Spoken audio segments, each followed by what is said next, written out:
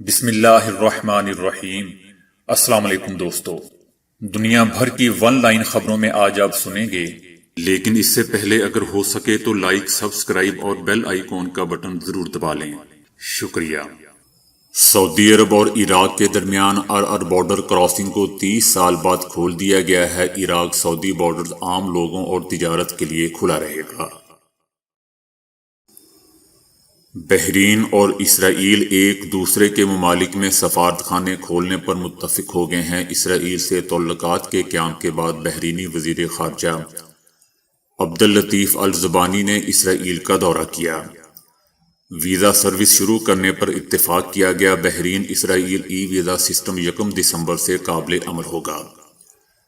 دونوں ممالک کے درمیان 14 ہفتہ وار پروازیں چلائی جائیں گی۔ بحرینی وزیر خارجہ نے کہا کہ خطے میں دیرپا امن کے لیے فلسطین اسرائیل تنازع حل ہونا چاہیے۔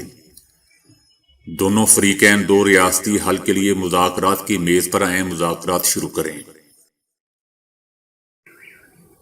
کورونا کے باعث دنیا بھر میں ہلاکتیں 13,54,000 ہو گئی ہیں، جبکہ مصدقہ کیسز کی تعداد 5,65,58,222 تک پہنچ گئی ہے۔ متاثرہ ممالک میں امریکہ پہلے نمبر پر ہے، جہاں ہلاکتیں 2,56,254 ہو چکی ہیں اور کیسز 1,18,73,000 سے تجاوز کر گئے ہیں۔ بھارت متاثرہ ممالک میں دوسرے نمبر پر ہے، جہاں ہلاکتیں 1,31,618 تک پہنچ گئی ہیں اور 90 لاکھ کیسز ہو گئے ہیں۔ روس میں 34,387 افراد لقمہ اجل بن گئے ہیں۔ متاثرین کی تعداد 19,91,000 سے تجاوز کر گئی ہے۔ مقبوضہ وادی میں متنازع قوانین اور آبادی تناسب کی تبدیلی کے خلاف احتجاجی مارچ کیا گیا، جس کا اہتمام یونائیٹڈ پریس نے کیا تھا۔ اس کے علاوہ مقبوضہ وادی کی ہائی کورٹ نے رہنما مسرت عالم بٹ کی غیر قانونی حراست ختم کرنے کا حکم دیا ہے۔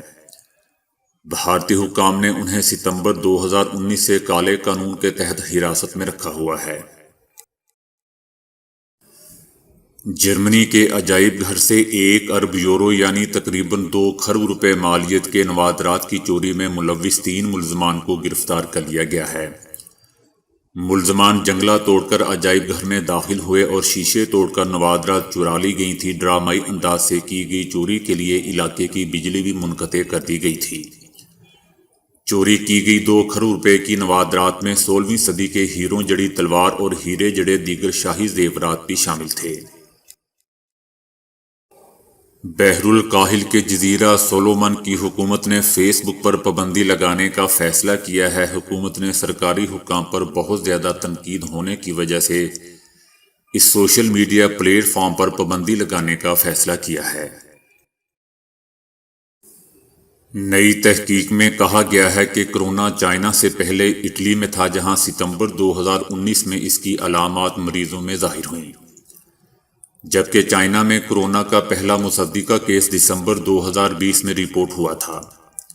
یہ تحقیق اٹلی کے نیشنل سینٹر انسٹیٹیوٹ INT میں ہوئی، جو طبی میگزین ٹیومری جنرل میں شائع ہو چکی ہے، جس میں کہا گیا ہے کہ کورونا توقعات سے پہلے ہی یورپ پہنچ چکا تھا۔ وبا کا پہلا کیس دسمبر میں چائنا کے شہر ووہان میں رپورٹ ہوا تھا، جبکہ اٹلی میں پہلے کیس کی تشخیص 21 فروری کو ہوئی تھی، لیکن اٹلی وہ ملک ہے جہاں کورونا کی علامات اور اثرات 2019 سے ہی مریضوں میں دیکھے گئے۔ تحقیق میں کہا گیا کہ کورونا پہلے سے ہی دنیا میں کم اثر کے ساتھ گردش کر رہا تھا، لیکن بعد میں پھر ابھر کر سامنے آیا۔ گلگت میں عام انتخابات میں کامیاب ہونے والے 4 آزاد ارکان اسمبلی نے پاکستان تحریک انصاف میں شمولیت کا اعلان کر دیا ہے۔ گلگت انتخابات کے بعد حکومت سازی کا عمل شروع ہو چکا ہے۔ الیکشن میں دوستو تحریک انصاف نے 10 نشستیں، پیپلز پارٹی نے 3 اور نون لیگ نے 2 نشستیں حاصل کی تھیں، جبکہ 7 نشستوں پر آزاد امیدوار فتح یاب ہوئے تھے۔ 4 آزاد ارکان کی شمولیت کے نتیجے میں PTI کی نشستیں 14 ہو چکی ہیں اور وہ بآسانی حکومت سازی کر سکتی ہیں۔ منی لانڈرنگ کیس میں شہباز شریف کے بیٹوں کو کبھی بیرون ملک نہ جانے والوں سے بھی رقوم ملنے کا انکشاف کیا گیا ہے۔ حمزہ شہباز اور سلمان شہباز کو 29 لاکھ ڈالرز کی رقم بیرون ممالک سے ایسے 16 افراد نے بھجوائی جو کبھی بیرون ملک گئے ہی نہیں تھے۔ اس امر کا انکشاف نیب کی تحقیقاتی ٹیم کو اس وقت ہوا جب رقم بھجوانے والوں کا نادرا اور FIA سے سفری ریکارڈ چیک کروایا گیا۔ ان افراد سے 29 لاکھ ڈالرز کی فورن TT کی لین دین کی گئی اور یہ رقم عثمان ایکسچینج کمپنی کے راستے ان افراد کے ساتھ انٹرنیشنل منی لانڈرنگ کا کھیل کھیلا گیا۔ شیخ رشید احمد نے کہا ہے کہ ووٹ کی عزت کو الیکشن میں شکست تسلیم نہ کرنے والوں سے شدید خطرہ ہے اور آرمی کے خلاف بات کرنے والے لوگ وزیر اعظم کی مخالفت نہیں خدمت کر رہے ہیں۔ شیخ رشید احمد نے کہا کہ 25 سال کے بعد KCR چلنے والی ہے، سارا credit chief justice Imran Khan Sindh حکومت اور پاکستان ریلوے کے ملازمین کو جاتا ہے۔ سپریم کورٹ کے چیف جسٹس نے سب کو چابی دی تو کام ہوئے۔ وزیر ریلوے نے کہا کہ بہت بڑا قبضہ مافیا ریلوے ٹریک پر قابض ہے، جتنا بھی کراچی میں قبضہ ہے 1 سال میں ختم کروائیں گے۔ لوگ ٹرین کے تولیے اور صابن تک چرا لیتے ہیں۔ شیخ رشید احمد نے مزید کہا کہ نون لیگ میں سمجھ ہوتی تو وہ اپنے بیانیے پر غور کرتی۔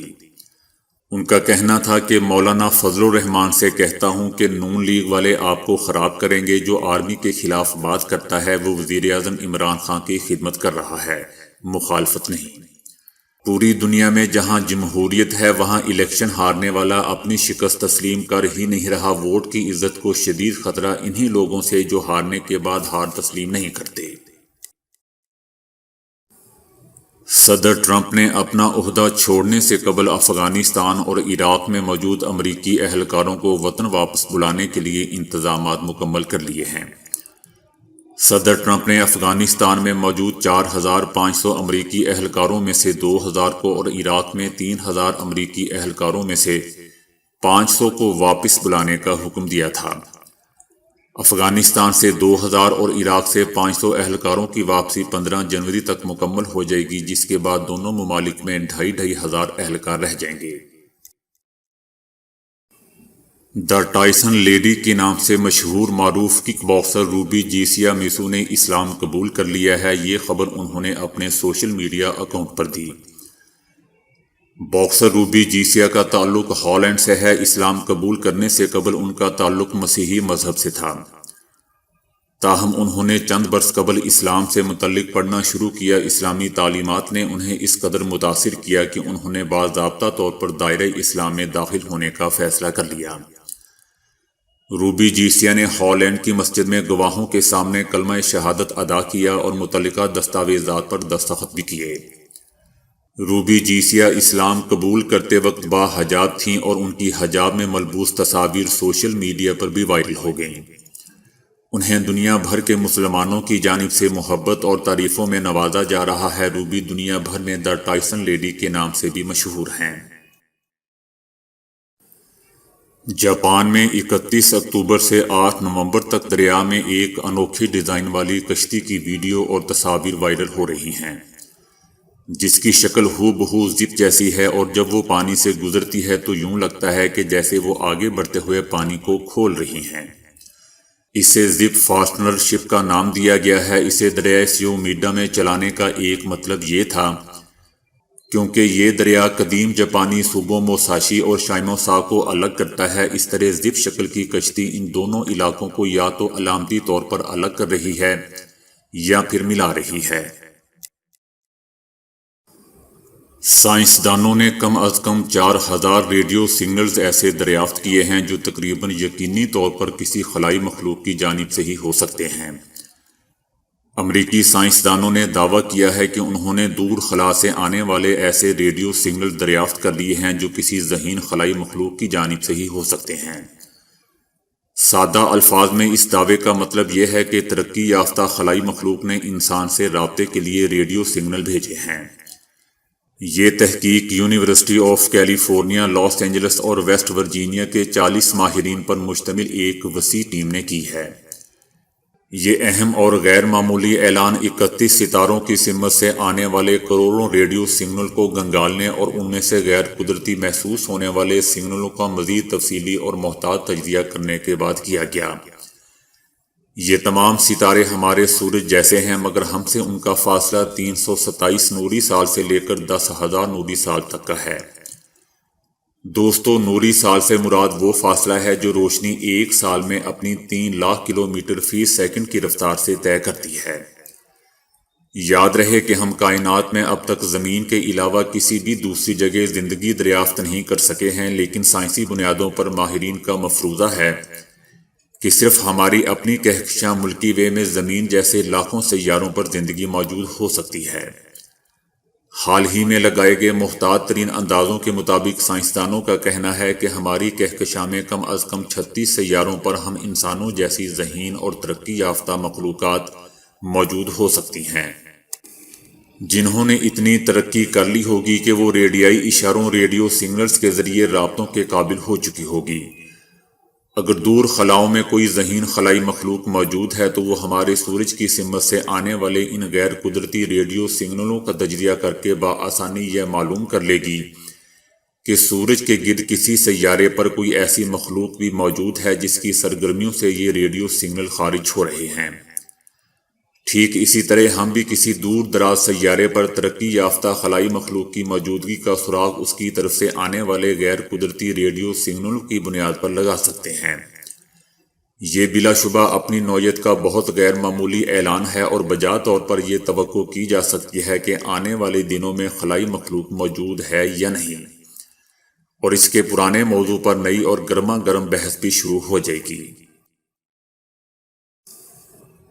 اگر آپ کی عمر 30 سال سے زائد ہے تو دل کو توانا رکھنے کے لیے ضروری ہے کہ مکمل نیند لیجیے، اور صحت مندانہ نیند کو اپنا معمول بنا لیجیے۔ 4 لاکھ سے زائد برطانوی مرد و خواتین پر ہونے والے ایک سروے کے بعد معلوم ہوا ہے کہ صحت مند نیند کی وجہ سے دیگر افراد کے مقابلے میں ہارٹ فیل ہونے کا خطرہ 42% تک کم ہو سکتا ہے۔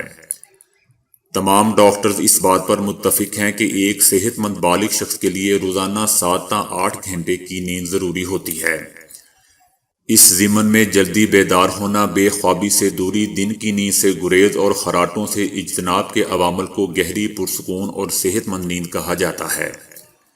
یہ تحقیق امریکن ہارٹ ایسوسی ایشن کے تحقیقی میگزین سرکولیشن میں چھپی ہے۔ ہارٹ فیل ہونے کے مرض میں دل کمزور ہو جاتا ہے، دل کا حجم بڑھنے لگتا ہے اور اس کے خون پمپ کرنے کی صلاحیت متاثر ہوتی ہے۔ یہ مرض دیرینہ اور تیزی سے بڑھنے والا ہوتا ہے، جس سے زندگی کے معمولات شدید متاثر ہوتے ہیں۔ معلوم ہوا ہے کہ صبح جلدی بیدار ہونا بہت مفید ہوتا ہے، جبکہ دن میں 1 گھنٹے سے زائد کی نیند دل پر برا اثر ڈالتی ہے۔ تو دوستو، آج کے لیے اتنا ہی۔ ویڈیو کو لائک اور شیئر کرنے کا بہت بہت شکریہ۔